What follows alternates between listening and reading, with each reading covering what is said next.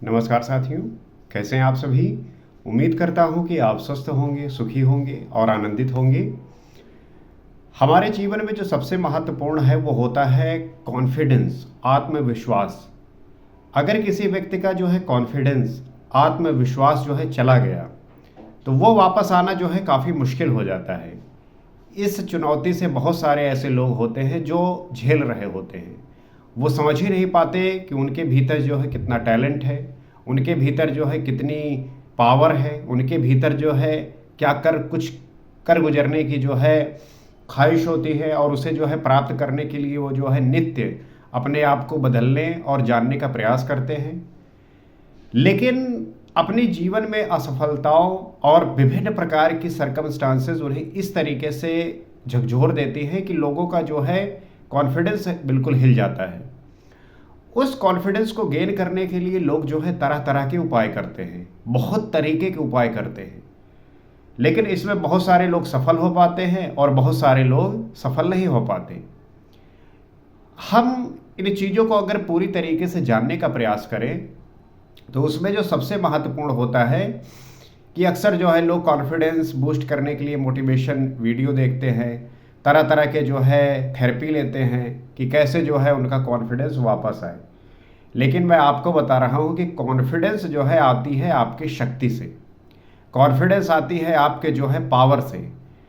अब जैसे कोई व्यक्ति बल को लेकर डर रहा है, कोई व्यक्ति जो है ये डर रहा है कि कोई मुझे मार ना दे, कोई मुझे जो है कुछ कह ना दे, कोई मुझे कुछ कर ना दे, तो आप अपने आप को इस तरीके से बनाइए कि आपसे जो है कोई इस तरीके से बिहेव ही ना करे, आपसे जो है कोई इस तरीके का बर्ताव ही ना करे।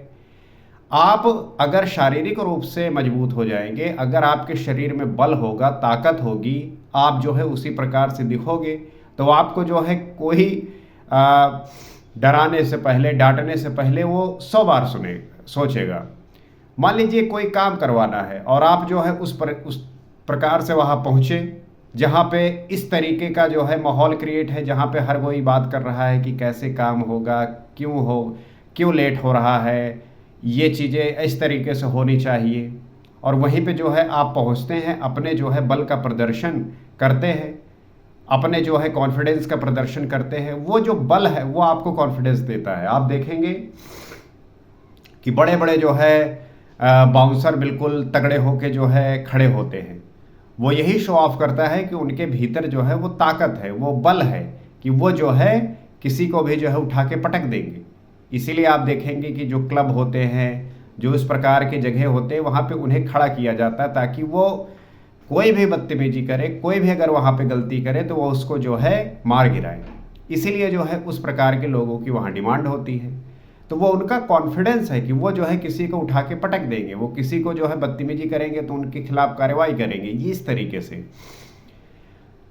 इस वजह से अगर आपको जीवन में किसी भी तरीके का कॉन्फिडेंस लॉस हुआ है, किसी भी तरीके का आत्मविश्वास गया है, तो उसको जो है एकमात्र तरीका है ओवरकम करने का कि आप जो है अपने आप को धैर्य रखते हुए, साधना करते हुए, ध्यान करते हुए इस स्थिति में आइए, इस पावर में आइए कि आप जो है इस चीज़ को जान पाएँ कि आपका जो दायित्व है, आपका जो उद्देश्य है वो यही होना चाहिए कि आपके भीतर जैसे ही कॉन्फिडेंस आया, वो कॉन्फिडेंस आएगा शक्ति से, पावर से।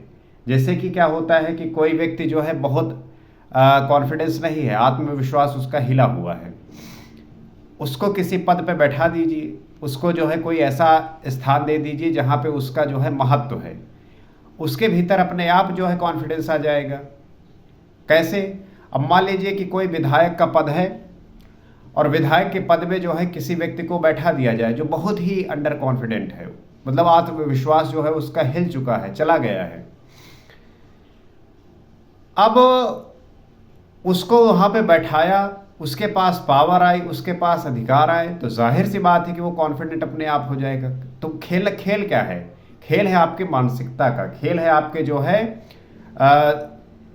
जो चीज़ें क्रिएट कर सकता है कि आपको पावर मिली, आपके पास डिसीजन मेकिंग क्षमताएं आई, आप जो है किसी को जो कह रहे हैं, कर रहे हैं, वो हो पा रहा है।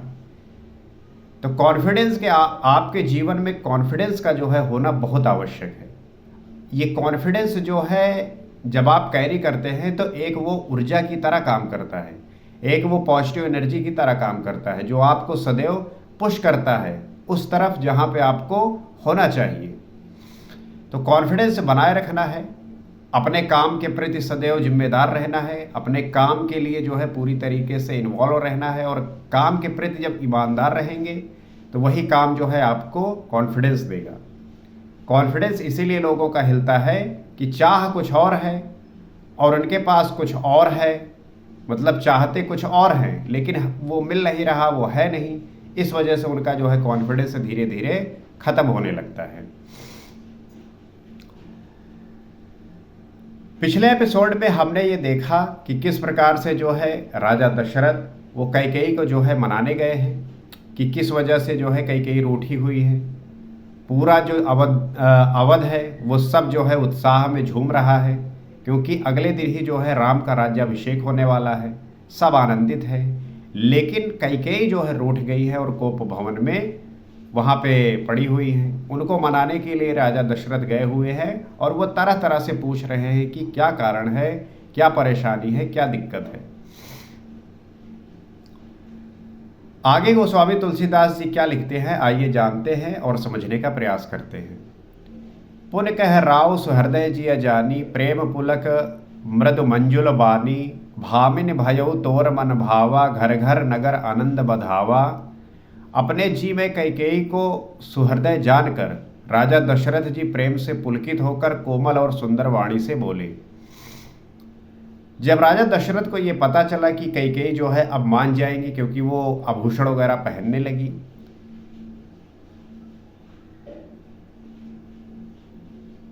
कोमल और सुंदर वाणी से बोले।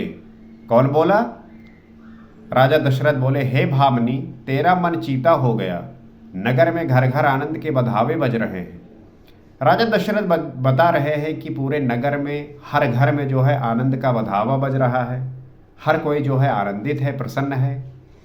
राम ही देव काल जुबराजू, सजहि सुलोचन मंगल साजू, डलक उठे सुन हृदय कठोरू, जन छुई गयो पाक बरतोरू।